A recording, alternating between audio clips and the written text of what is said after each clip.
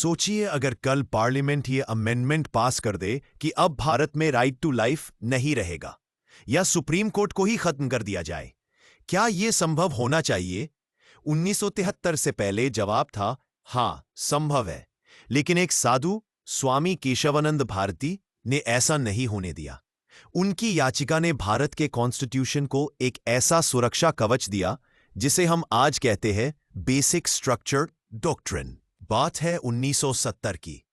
केरला सरकार ने एक लैंड रिफॉर्म लॉ पास किया जिसके तहत मंदिरों और धार्मिक संस्थानों की जमीन को सरकार अधिग्रहित कर सकती थी। एडनीर मैथ के प्रमुख स्वामी केशवानंद भारती ने सुप्रीम कोर्ट में याचिका दायर की। उनका कहना था कि यह कानून उनके आर्टिकल 26 रिलीजियस फ्रीडम के अधिकारों का उल्लंघन करता है। मुख्य कानूनी प्रश्न यानी लीगल इश्यूज। इस याचिका के दौरान कुछ बड़े सवाल खड़े हुए। क्या पार्लियामेंट कॉन्स्टिट्यूशन के किसी भी हिस्सा को बदल सकती है?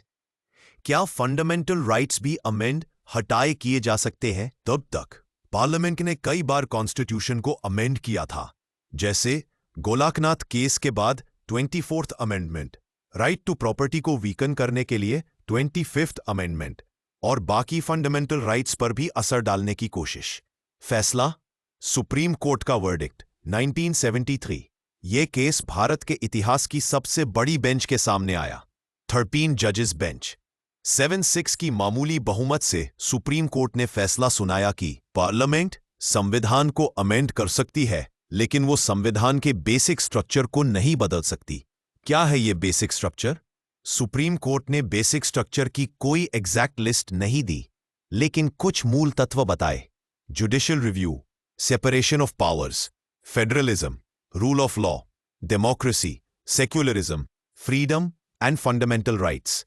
इन मूल तत्वों को कोई भी सरकार, कोई भी पार्लियामेंट कभी भी नहीं हटा सकती, चाहे कितना भी बड़ा बहुमत क्यों ना हो। क्यों है ये जजमेंट इतना महत्वपूर्ण? सोचिए, अगर पार्लियामेंट को पूरी छूट मिल जाए तो वो सुप्रीम कोर्ट को हटा सकती थी, फंडामेंटल राइट्स को पूरी तरह नलिफाई कर सकती थी और एक दिन कॉन्स्टिट्यूशन ही बदल सकती थी। केशवानंद भारती जजमेंट ने ऐसा होने से रोका और संविधान की आत्मा को सुरक्षित किया। इसका असर और विरासत, लेगेसी। इस केस ने बेसिक स्ट्रक्चर डॉक्ट्रिन को जन्म दिया, जो आज भी कॉन्स्टिट्यूशनल केसेस की रीढ़ है।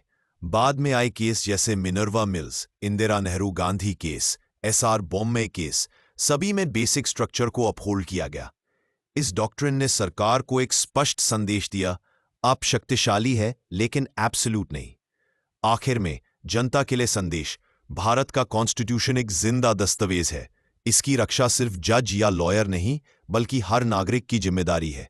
और केशवानंदा भारती केस ने हमें सिखाया, एक व्यक्ति भी अगर सही वक्त पे आवाज उठाए तो पूरा संविधान सुरक्षित हो सकता है।